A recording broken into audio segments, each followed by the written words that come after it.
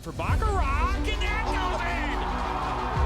Hugo Baccarat gives Flint City a 3-2. Buckley, oh, the ball falls to Buckley. One-on-one with Etheridge. What a save! Welcome into the first ever MSN All-State Media Day for girls soccer. Jonathan Turner alongside Dan Stickrat. Ball comes in, a good head! 1-0! Shot, another save from Etheridge! Rebound, and it goes in the back of the net. The Bulldogs up 1-0! Burzma, but then for Vlasma! 3-0! Stewart Heights with a shot! Upper 90 and in! Effectively today here on the Michigan Soccer Network, we are launching our new division of player recruitment videos. Mario Canoe now finds Stock. Finds Stock's got a left-footed banger. He shoots it! It's in! The Red Hawks equalize!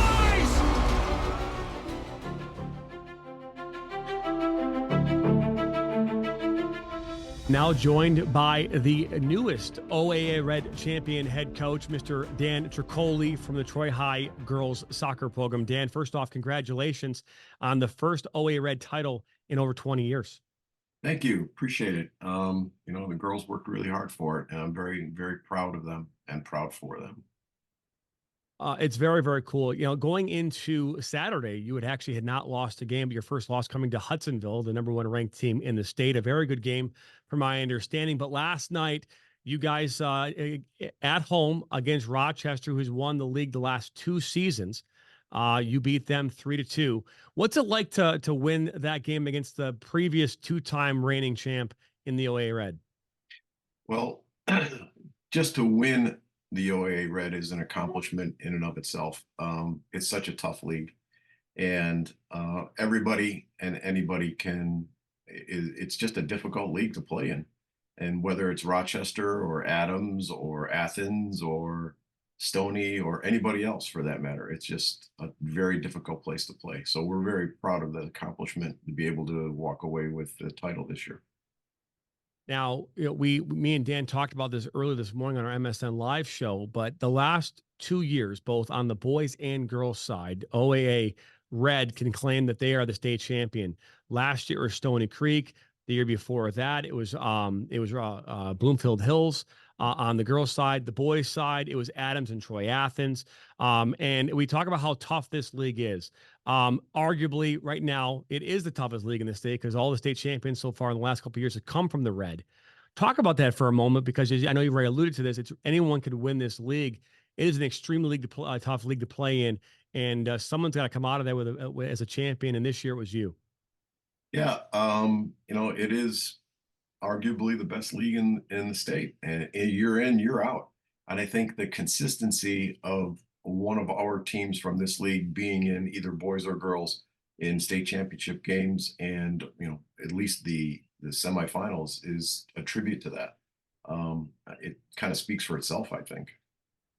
No, it definitely does. Rochester making it to the Final Four the last couple of years, and obviously this year they fell short of winning the title thanks to the likes of your undefeated OAA Red run. You went 4-0-2 in the Red this season. We saw you against Troy in a shortened Troy Athens game here last Tuesday, where you guys ended up eventually tying that game 1-1.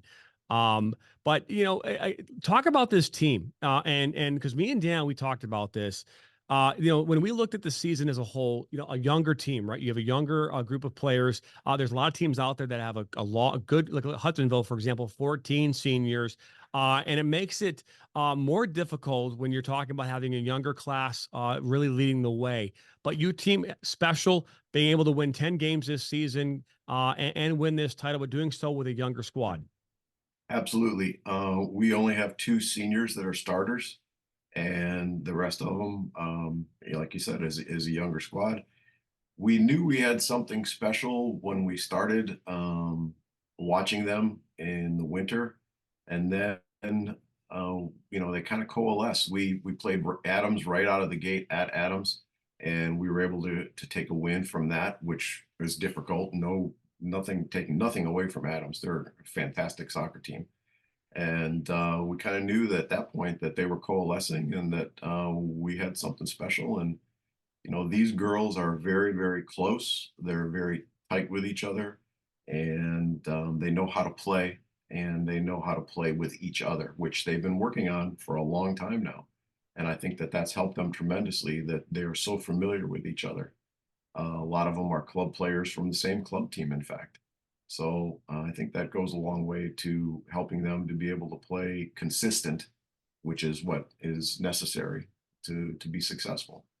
Well, it also goes to show you that here you are, you mentioned two seniors on the team, and the rest is made up of underclassmen. It just Well, goes two to show two you senior what the history. starters there. Two Sorry, two senior starters. starters. Sorry, two senior starters. What it bodes well as far as underclassmen taking over here and continuing this run here, even into the future. Which, as you know, as a high school head coach, one of the biggest challenges that you have is roster, right? Because you're consistently changing. Talk about this overall season from the standpoint of specific players that maybe you want to highlight. And I know that sometimes be hard as a coach, but to get to a championship level team where you're winning a red like this, it takes special players doing special things. Is there any player that you wanted to highlight that helped you guys get to where you are this season? Well, we'll talk about one addition that we didn't know we were going to have is Olivia Yashnevich, who came over from Canada and enrolled at Troy High, and she's been a diamond in the rough, no doubt about it. So she's been incredibly beneficial to our attack, and she's a special athlete as far as the way she plays. So that was that, if we're going to highlight anybody, I really don't like to do that because our team is our team. And I can go through every single player and tell you what special trait that they bring to our team. And they all do, every single one of them. But the one we didn't know about was Olivia. She came in out of the blue, and we were very happy to have her. We had a chance to see Olivia play obviously last Tuesday, and we saw exactly what you're talking about. They talk about what it takes to win championships, right? What is obviously scoring goals is important. Looking at what I've seen here, 36 goals scored so far this season, allowing 12 in your, I believe, 14 matches this season. Defense wins championships, they say. Is that actually true, or do you buy into that, or is it the teams win championships? Well, I believe that teams win championships, to be honest with you, but our defense has been really good. And we've been very lucky. We lost our goalkeeper from last year, and we went to Sophia Peronis and said, hey, you're a field player, but we know that you played goalkeeper when you were younger. We need a goalkeeper. Are you willing to work? And she said, Coach, I'm in. And she's been fantastic.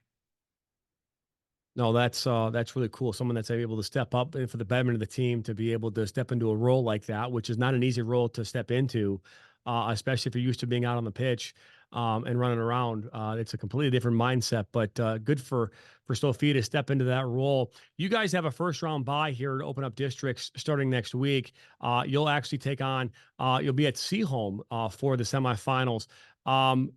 Expectations? I know that the goal is just to win and keep going, right? One game at a time. I know I've talked with a lot of coaches about this, but what is your message to your team going into the playoffs here as you guys prepare for that run? They have to be themselves, and that's been our message all year long. They just have to concern themselves with themselves. The one thing that we tell them is you be you, and that's if they are themselves, they will be fine going all the way through. And they just have to believe in themselves and be themselves and play the way that they know and we know that they can play. It sounds kind of like a cliche, but it truly is. If they are just themselves, they'll be very good. No doubt about that. You guys finish off the season tomorrow at Pontiac Notre Dame Prep. Or sorry, at home against Pontiac Notre Dame Prep, and then on the 28th of May, you will take on whoever wins in that first matchup at Seaholm High School at a 5 p.m. kickoff. Dan, congratulations on your first title in the OAA Red since 2004, and we wish you and Troy High much success here going into the playoffs. Thank you, Jonathan. I appreciate the time. Oh, thank you very much. Take care now.